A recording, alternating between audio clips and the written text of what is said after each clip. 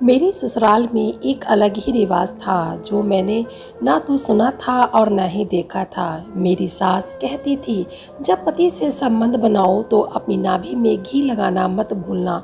मैं इस बात पर दंग थी, कैसे रिवाज थे ये। पर मेरा पति भी जब भी मैं उसके पास जाती तो वो मेरी नाभि देखता। मेरा नाम रीता है, मैं आगरा में रहती हूँ। हम दो भाई बहन हैं। मेरे बाबा का देहांत हो गया था। मेरी माँ ने बहुत मेहनत से हम दोनों भाई बहन को पाला था। मेरे भाई की शादी हो चुकी थी। घर के सारे काम मेरी भाभी और माँ देखती थी। मुझे करने को अब कुछ भी नहीं था। मैं सारा दिन खाली रहती थी।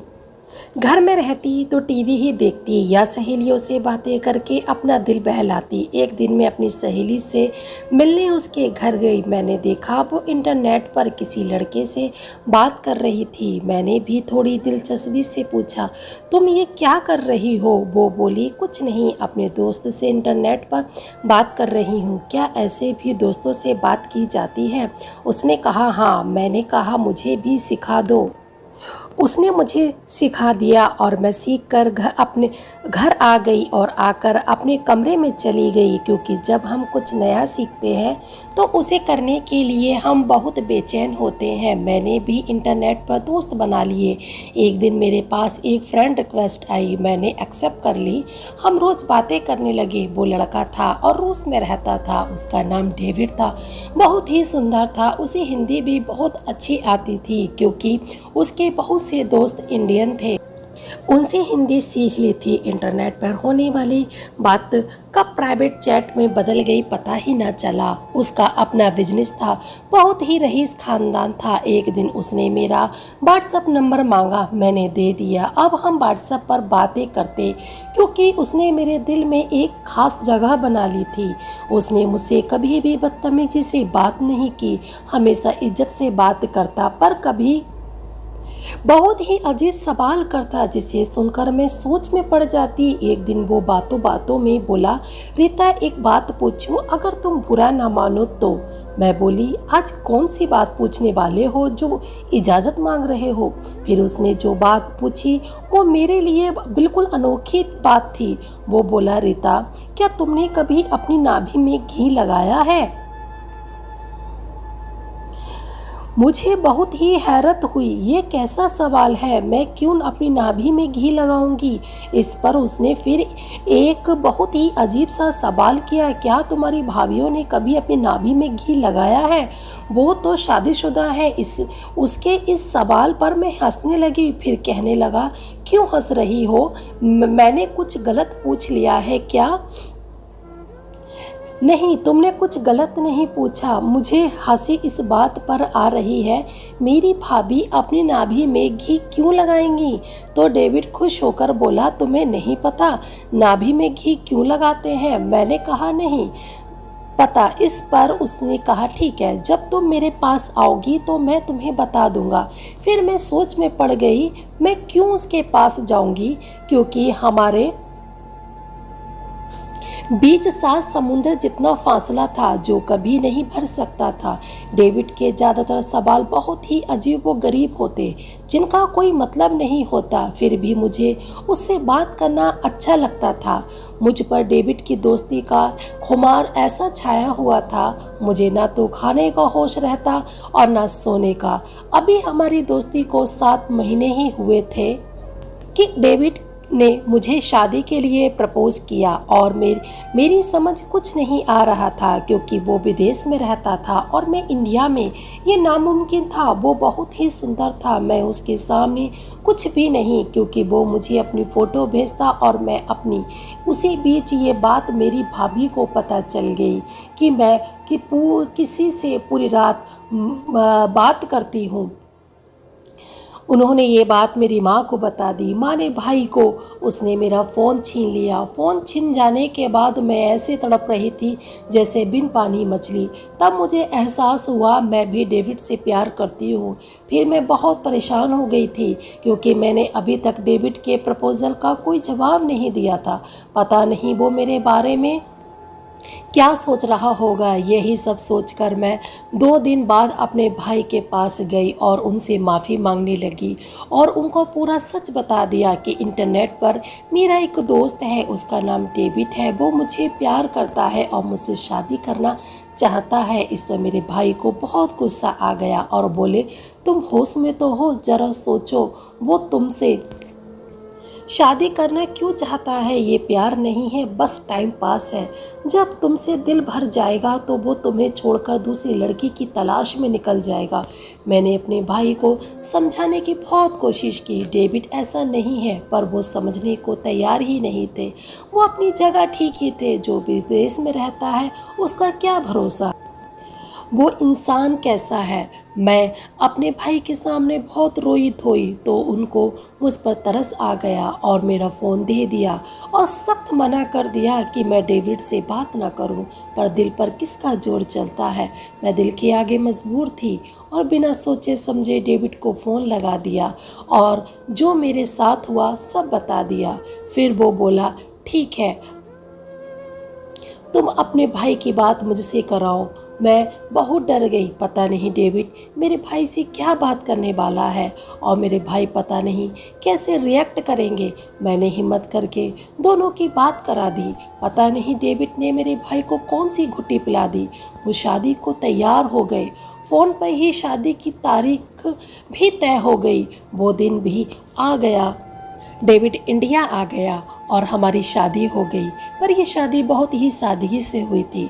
डेविड को अपने इतने करीब देखकर मुझे यकीन नहीं हो रहा था मेरी शादी हो रही है और मैं विदा होकर अपने सपनों की उड़ान भर डेविड के साथ रूस पहुंच गई। मैं बहुत खुश थी, पर डेविड मुझे अपने घर लेके नहीं गया था, बल्कि किसी गेस्ट हाउस में लेकर गया। मुझे बहुत ही अजीब लगा। मैंने कहा, डेविड हम घर कब चलेंगे? तुम मुझे यहाँ क्यों लाए हो? उसने कहा, कुछ नहीं, कुछ दिन तुम्हें यहाँ रहना होगा, फिर हम घर चलेंगे। फिर उसने घी की बोतल निकाली और मुझसे कहा, अपनी नाभि पे लगा लो। मैं अजीब नज़रों से उसे देख रही थी, क्योंकि उसने कहा था जब मैं उसके पास आऊँगी तो वो खुद मेरी नाभि में घी लगाएगा और बताएगा भी कि रूस की औरतें अपनी नाभि में घी क्यों लगाती हैं। पर ऐसा कुछ नहीं हुआ। पर डेविड के कहने पर वो घी मैंने अपनी नाभि में लगा लिया और हम दोनों के बीच के सभी फासले दूर हो गए। मैं डेविड से कुछ पूछ पाती, उन्होंने जाने की तैयारी कर ली और ये कहकर चले गए 2 दिन बाद आएंगे। मैं यहाँ अकेली रह गई। मैंने डेविड और अपने रिश्ते को लेकर जो सुनहरे सपने देखे, अब वो टूटते नज़र आ रहे थे। ना तो मेरा मन लगता था, ना ही कुछ अच्छा लगता था। यहाँ का खाना भी मुझे अच्छा नहीं लगता था। फिर मैंने डेविड से कुछ सामान मंगाया और इंडियन खाना बनाया। वो खाना डेविड को भी बहुत पसंद आया। फिर जाने की तैयारी करके मुझे अकेला छोड़कर चला गया। मैं सारा दिन अकेली रहती। इसका असर मेरी सेहत पर पड़ने लगा। मुझे बहुत तेज बुखार आ गया। मैंने डेविड को फ़ोन किया, वो दवाई लेकर आ गया और साथ में कुछ कपड़े और जेवरात थे। इन कपड़ों और जेवरात को पहनकर तुम तैयार हो जाना, आज हम शादी में जाएंगे। मुझे बहुत बुरा लगा। एक तो मेरी तबीयत ठीक नहीं थी और डेविड ने कह दिया रात को शादी में जाना है। मैंने पूछा कहाँ जाना है? वो बोला मेरे एक दोस्त की शादी है, वहाँ जाना है और तुम्हें अपने दोस्तों से भी मिलवा दूंगा। मैंने सोचा चलो आज डेविड अपने दोस्तों को हमारे रिश्ते के बारे में बता देंगे, जो अभी तक किसी को नहीं पता था। खैर मेरी तबीयत थोड़ी ठीक हो गई। मैं तैयार होकर फिर शादी में गए। पर ये क्या, डेविड ने अपने दोस्तों से मुझे अपनी पत्नी के रिश्ते से नहीं बल्कि इंडियन दोस्त के रिश्ते से मिलवाया। पर मैं वहाँ कुछ नहीं बोली। फिर मैं दुल्हन के पास गई। एक औरत ने वही घी की बोतल दुल्हन को पकड़ा दी।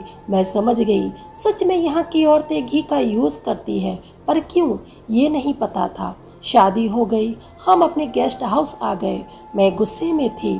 डेविड तुम तो कह रहे थे आज तुम अपने दोस्तों को हमारे रिश्ते के बारे में बताओगे, पर तुमने तो मुझे इंडियन दोस्त के रिश्ते से मिलवाया। पर क्यों? बता क्यों नहीं देते, हम पति पत्नी हैं, तुमने मुझसे शादी की है। मैं ये सब बोल ही रही थी कि दरवाजे की बैल बजी। डेविड ने जब दरवाज़ा खोला तो बाहर रूस की पुलिस थी और डेविड को पकड़ कर ले गई। मेरी समझ कुछ नहीं आया क्योंकि वो अपनी भाषा में बात कर रहे थे। मैं टेंशन में आ गई, ये सब क्या हो रहा है। अगले दिन डेविड आ गए। मैंने उनसे बात भी नहीं की, वो समझ गए थे मैं गुस्सा हूँ। फिर वो आज मैं तुम्हें सच बताता हूँ, जब मेरे पापा को पता चला कि मैं तुमसे शादी करना चाहता हूँ तो उन्होंने मुझसे कहा अगर मैंने तुमसे शादी की तो वो मुझे अपनी जायदाद से बेदखल कर देंगे। पर मैं तुम्हें छोड़ना नहीं चाहता था, मैं तुमसे बहुत प्यार करता था। बिना कुछ सोचे समझे मैंने तुमसे शादी कर ली और अपने मम्मी पापा के सामने ऐसे रहता जैसे मैंने शादी नहीं की हो। इसलिए मैं यहाँ ज़्यादा देर तक नहीं रुकता था। जो कपड़े और जेवरात लेकर आया था वो अपने पापा के यहाँ से चोरी किए थे। ये बात पापा को पता चल गई थी, इसलिए ये पुलिस आई थी और इस घी की बोतल का राज बताया कि यहाँ की औरतें जब भी अपने शौहर के पास जाती थी नाभि में घी का यूज़ क्यों करती थी, क्योंकि ये घी नाभि में लगाने से औरतों को एक ऊर्जा मिलती थी और इसका यूज़ करने से बहुत सारी बीमारियां धीरे धीरे खुद ही ख़त्म हो जाती थी। इस घी में कुछ दुर्लभ जड़ी बूटियों का इस्तेमाल होता था। ये घी खास किस्म की भेड़ों के दूध से बनता था, इसलिए ये घी जमता भी नहीं था। इसकी सबसे बड़ी खूबी ये थी, जो औरत इस घी का इस्तेमाल अपनी नाभि में करती थी तो उसके होने वाले बच्चे भी बहुत ही बुद्धिमान पैदा होते थे। इस घी का यूज़ ये ही राज था। मैंने सोचा जब हमारे बच्चे हो जाएंगे तो शायद मेरे मम्मी पापा हमें अपना लें। आज डेविड ने खुद मेरी नाभि में वो घी लगाया और हम एक हो गए। पर आज मैं बहुत खुश थी क्योंकि हर राज पर से पर्दा उठ गया था। आज सारे गिले शिकवे दूर हो गए। मैंने डेविड को माफ़ कर दिया। मुझे लगा वो मुझे धोखा दे रहे थे, पर ऐसा नहीं था। वो इस कोशिश में लगे थे उनके माँ बाबा हमें स्वीकार कर लें।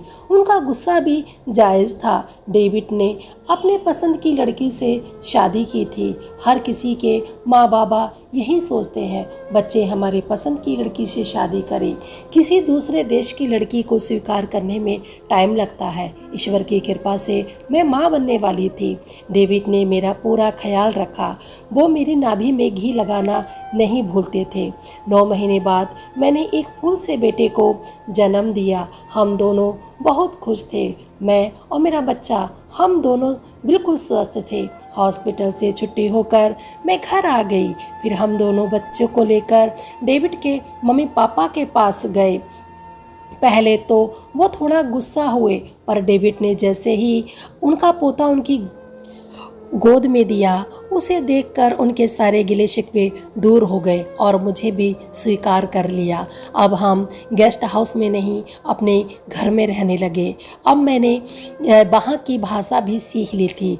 जब मैंने अपने मैके में ये बात बताई तो सब बहुत खुश हो गए। तो दोस्तों मिलते हैं ना, तब तक के लिए धन्यवाद। टप्पा bye tata, take care, thank you for watching.